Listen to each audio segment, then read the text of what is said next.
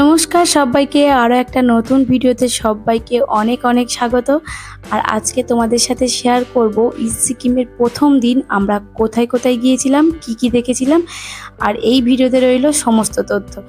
প্রথমে গিয়েছিলাম আমরা গণেশ টক দেখার পর আমরা গিয়েছিলাম আডিটার লেক, তারপরে গিয়েছিলাম মালকিম ভিউ পয়েন্ট, আর লাস্ট ছিল মনেস্ট্রি। সব কটা মিলিয়ে একেবারে অসাধারণ একটা এক্সপিরিয়েন্স তোমাদের সাথে এই ভিডিওতে সবটা শেয়ার করেছি। দেখো, অবশ্যই তোমাদের ভালো লাগবে।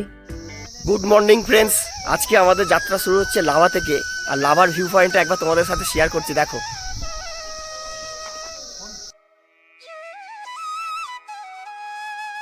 লাভার এখানে আসার পরে লাভার যে লেখাটা আছে আই লাভ লাভা, সেটা তোমাদের সাথে শেয়ার করছি।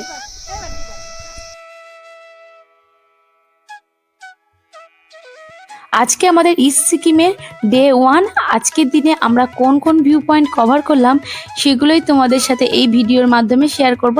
আশা করছি তোমাদের প্রত্যেকটা জিনিসই খুব ভালো লাগবে। আমরা এখন চলে এসেছি সিদ্ধিবিনায়ক মন্দির।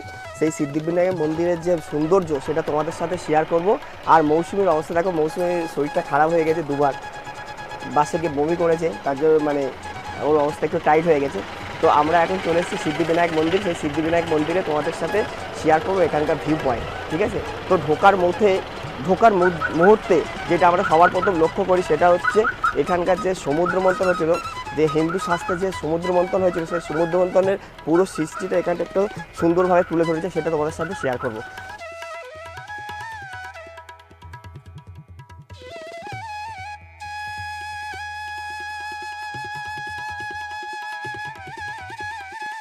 এটি হচ্ছে সেই সিদ্ধিবিনায়ক মন্দির।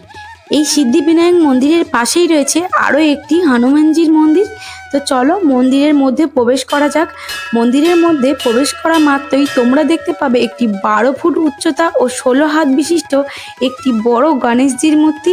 আর এই মন্দিরের চারিদিকের দেয়ালে রয়েছে গণেশজির বিভিন্ন মূর্তির প্রতিচ্ছবি।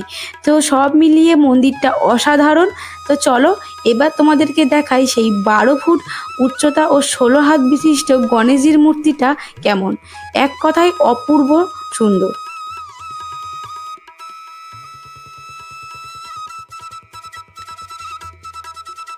এই মন্দিরের পাশে যে হনুমানজির মন্দিরটি ছিল সেটি কোনো কারণবশত বন্ধ ছিল, তাই বাইরে থেকেই ভিডিওটা ক্যাপচার করলাম। এরকম বর তো ভাগ্য করে পেতে হয়। এত বড় মেয়ে হয়েছে, এখনো পর্যন্ত জুতো ফিতে পারতে পারে না। তোর ফিতে পারতে পারি না, ঠিক আছে, কিন্তু বেঁধে তো দাও। এখন আমরা চলে এসেছি আজকের দিনের সেকেন্ড ভিউ পয়েন্ট আডিটার লেক। তো এই আডিটার লেকে গাড়ি পার্কিংয়ের জন্য প্রত্যেক গাড়ি পিছু 100 টাকা করে নেয়। আর এই 100 টাকা কিন্তু ট্যুর প্যাকেজের বাইরে, এটা কিন্তু ট্যুরিস্টদেরকেই পে করতে হয়।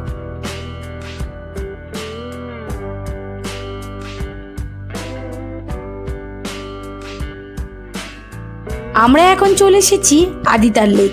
সিকিমের প্রাচীনতম লেকের মধ্যে অন্যতম হলো এই আদিতার লেক। পাইন গাছে ঘেরা সবুজ পান্না রঙের এই লেকের একপাশে যেমন বোটিং করার সুব্যবস্থা রয়েছে, আরেক দিকে রয়েছে তেমন বসে থাকারও সুব্যবস্থা। এখানে বোটিং করার মূল্য পড়বে 300 টাকা। পাইনে মোড়া এই লেকের ধারে যদি তোমরা রাত্রি নিবাস করতে চাও, তাহলে এখানে সুন্দর হোমস্টেরও সুব্যবস্থা রয়েছে। আডিটারকে টাটা জানিয়ে এবার আমরা চলতে শুরু করলাম আজকের দিনের থার্ড ভিউ পয়েন্ট, মানকিম ভিউ পয়েন্ট। আমরা এখন চলে এসেছি মানকিম ভিউ পয়েন্টে। আর এই ভিউ পয়েন্টে যাওয়ার জন্য সিঁড়ি বেয়ে বেশ অনেকটা উপরে উঠতে হয়। আর সিঁড়ি দিয়ে ওঠার সময় এখানকার প্রাকৃতিক সৌন্দর্য তোমাদের মন তো মুগ্ধ করবে। আর এদিকে দেখো, একটা ডালে কি সুন্দর 4টে গোলাপ একসাথে ফুটে রয়েছে, ভীষণ সুন্দর দেখতে লাগছে। এবারে চলে এসেছি আমরা সেই মানকিম ভিউ পয়েন্টে।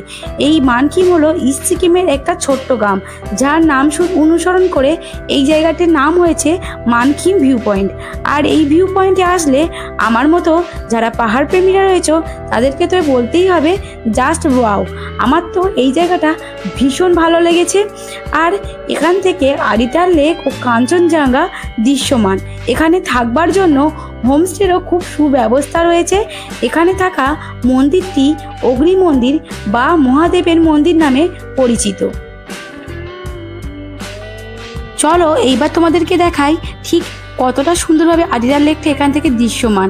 দেখো ওই দূরে যে লেকটি দেখা যাচ্ছে ওইটি হলো সেই আদিতার লেক, যেখান থেকে কিছুক্ষণ আগে মাত্রই ঘুরে এলাম। আমার আজকের দিনের এখনো পর্যন্ত দেখা ভিউ পয়েন্টগুলোর মধ্যে এটি সবচেয়ে বেস্ট বলে মনে হয়েছে। তোমরা কিন্তু অবশ্যই কমেন্ট বক্সে জানাতে ভুলবে না যে তোমাদের কোন জায়গাটা সব থেকে ভালো লাগলো।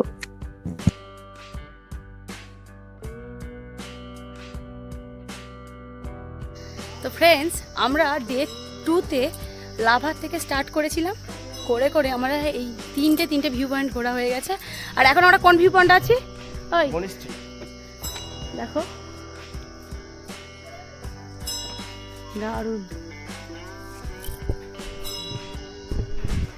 এইটা হচ্ছে আজকে ডের মধ্যে লাস্ট ভিউ পয়েন্ট। এইটা দেখার পর তারপর আমরা হোটেলে যাব, তারপর আবার কালকে তোমাদের সাথে দেখা হবে। কিন্তু আজকে এখনো পর্যন্ত কমপ্লিট হয়নি, তবু তোমাদের সাথে শেয়ার করছি। এই মনিস্ট্রিটা তোমাদেরকে অনেক সুন্দর, ভালো লাগে, দারুণ দেখতে লাগবে।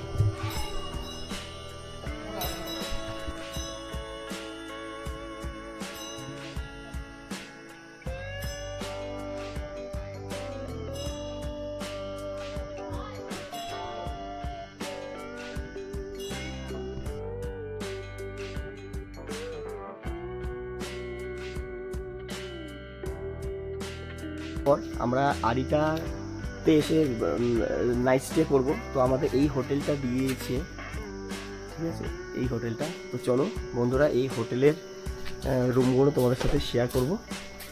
এটা হচ্ছে রিসেপশন, এখানে হচ্ছে লাঞ্চ, ডিনার আর স্ন্যাক্স এই টেবিলে দেওয়া হয়।